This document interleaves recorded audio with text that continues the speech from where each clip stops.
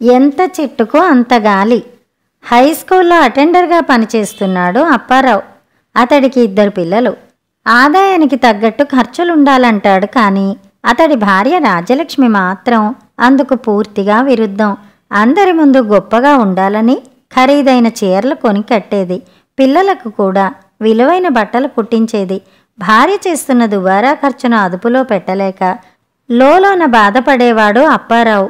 ఒకరోజు రాజ్యలక్ష్మి ఆ నెల జీతమంతా పెట్టి సోఫా సెట్టు కొన్నది. భార్య చేసిన పనికి మండిపడ్డాడు అప్పారావు. మీరెప్పుడూ ఇంతేనండి. నేను ఏ వస్తువు కొన్నా మీకు ఇష్టం ఉండదు. ఎవరైనా ఇంటికొస్తే కూర్చోమనడానికి మన కొంపలో ఒక తివాసి అయినా లేదు. అందుకే సోఫా సెట్టు కొన్నా. హెడ్ మాస్టర్ ఇంట్లో చూడండి, సోఫా సెట్టే కాదు, కలర్ టీవీ, 2 in 1, మిక్సీ, అబ్బా ఎన్నెన్ని వస్తువులు, చూస్తే కళ్ళు చెదిరిపోతాయి. అందుకే ఆయన భార్యకి ఊరంత గర్వం అంది రాజ్యలక్ష్మి. ఆమె మాటల్లో ఈర్ష్యాద్వేషాలు జోకతమవుతున్నాయి. ఎంత చెట్టుకే అంత గాలి అన్నారు. మనం మరొకరితో పోల్చుకోకూడదు.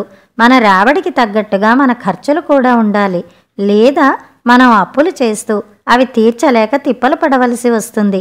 విలాస వస్తువుల కోసం ఇలా డబ్బు ఖర్చు చేసే బదులు ఏదైనా ఒక బంగారు నగ చేయించుకోరాదు సలహా ఇచ్చాడు అప్పారావు. భర్త సూచనకి మూతి వీరుస్తూ పోలెడంత డబ్బు పోసి నగ చేయించుకునే బదులు ఆ సొమ్ముతో ఇంటి నిండా ఎన్నో సామాన్లు అమర్చుకోవచ్చు అంది రాజ్యలక్ష్మి. ఆమెను మరి ఒప్పించలేక మూతి కట్టుకున్నాడు అప్పారావు. రాజ్యలక్ష్మి భర్తకి ఇష్టం లేకపోయినా స్టీల్ సామాన్లు, టేబుల్ ఫ్యాను, టేప్ రికార్డరు, ఇంకా ఎన్నో వస్తువులు ఇన్స్టాల్మెంట్లో కొనుక్కొచ్చింది. అందుకున్న జీతమంతా అప్పారావుకి వాయిదాలు కట్టడానికే సరిపోయేది. దాంతో నిత్యావసర వస్తువుల కోసం మళ్ళీ అప్పులు చేయవలసి వచ్చేది. ఈ అప్పుల సుడిగుండంలోంచి ఎలా బయటపడాలో అర్థం కాలేదతడికి. ఇలా ఉండగా ఒకమారు అప్పారావుకి విపరీతమైన కడుపు నొప్పి వచ్చింది. నర్సింగ్ హోంలో చేర్పిస్తే ఆపరేషన్ అనివార్యమన్నారు డాక్టర్లు. అందుకు 6,000 వరకు ఖర్చు అవుతుందని చెప్పారు. కాళ్ళు చేతులు ఆడలేదు రాజ్యలక్ష్మికి. సోఫా సెట్టు అమ్మకానికి పెడితే 100 రూపాయల కంటే ఎక్కువ ఇవ్వలేమన్నారు. స్టీల్ సామాన్లు అమ్ముదామంటే ఎంతో చవకగా అడుగుతున్నారు. 800 రూపాయల ఫ్యానుకు 200 ఇస్తామన్నారు. ఆపరేషన్కి డబ్బు ఎలా సమకూర్చుకోవాలో తెలియలేదామెకి. భర్త మాట విని ఏదైనా చిన్న నగ చేయించుకుని ఉంటే అది ఈ ఆపద సమయంలో ఎంతగానో ఉపయోగపడేది. అంతా అయిపోయాక ఇప్పుడేమనుకుని ఏం లాభం?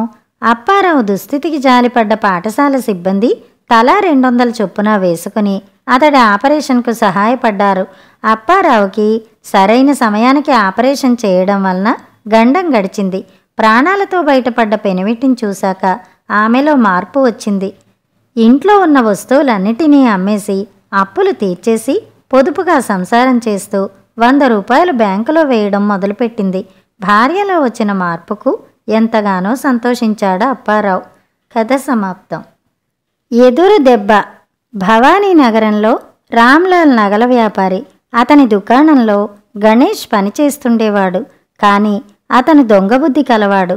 పైకి నీతి నిజాయితీ ఉన్నవాడిలా మసలుతూ నగలు అమ్మిన పద్దులు తప్పుగా చూపి చిన్న మొత్తాల్లో డబ్బు కాజేసేవాడు. ఇలా ఉండగా రాజేష్ అనే విద్యావంతుడు ఉద్యోగం లేక బ్రతుకు తెరువు కోసం రామ్లాల్ దుకాణంలో గుమస్తాగా చేరాడు. రాజేష్ నిజాయితీ కలవాడు కావటం చేత అచిరకాలంలోనే రామ్లాల్కు ప్రీతిపాత్రుడయ్యాడు. రామ్లాల్ ముఖ్యమైన పనులు, నగల అమ్మకానికి సంబంధించిన లెక్కలు రాజేష్కి అప్పచెప్పసాగాడు. గణేష్కి తప్పుడు లెక్కలతో వచ్చే ఆదాయం ఆగిపోయింది. రాజేష్ని దుకాణం నుంచి తప్పించడానికి సమయం కోసం ఎదురు చూడసాగాడు. ఒకరోజు రాత్రి దుకాణం మూసే వేళకి రామ్లాల్ రాజేష్ని పిలిచి రామాపురం జమీందారు తన కుమార్తె కోసం 1,00,000 రూపాయల విలువ చేసే వజ్రాల హారం పంపమని కబురు చేశారు. రేపు ఉదయమే నువ్వు టాక్సీలో హారం పట్టుకెళ్ళి జమీందారుకి ఇచ్చి డబ్బు తీసుకురావాలి అని చెప్పి పంపేశాడు.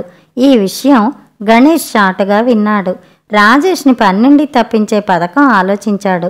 ఆ ప్రకారం గణేష్ తన్ని ఎవరూ గుర్తుపట్టకుండా ఉండేందుకు వేషం మార్చి ఆ రాత్రి 2 దొంగలతో కలిసి రేపు ఉదయం రామాపురం ఒక టాక్సీ వెడుతుంది.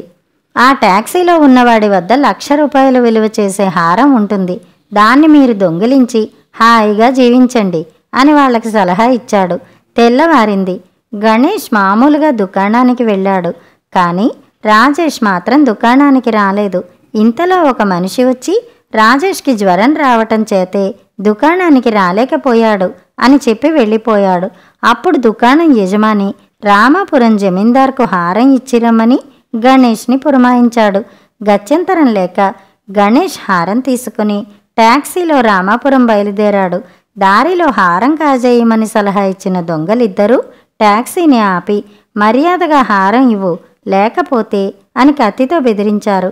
దానికి గణేష్, ఒరే, హారం కాజేయమని బుద్ధి తక్కువై మీకు సలహా ఇచ్చింది నేనే. రావలసిన వ్యక్తికి బదులు నే వచ్చా, నన్ను వదిలిపెట్టండి అని వేడుకున్నాడు. దొంగలు నిర్దయగా గణేష్ 4 తన్ని హారం లాక్కుని పారిపోయారు. ఆ తర్వాత గణేష్, దేవుడా, నాకు శాస్తి బాగా జరిగింది అంటూ తిరిగి దుకాణం చేరి రామ్లాల్తో జరిగింది చెప్పి క్షమించమని కోరాడు. కానీ రామ్లాలు, హారం కాజేయటానికే ఈ నాటకం ఆడుతున్నావు అని గణేష్ని పోలీసులకు పట్టించాడు. ఇలా నిజాయితీపరుడైన రాజేష్ని అవమానం పాలు చేద్దామనుకున్న గణేష్ దుర్బుద్ధి ఎదురు దెబ్బగా అతన్నే కారాగారం పాలు చేసింది. కథ సమాప్తం. కథలు కంచికి, మనం ఇంటికి.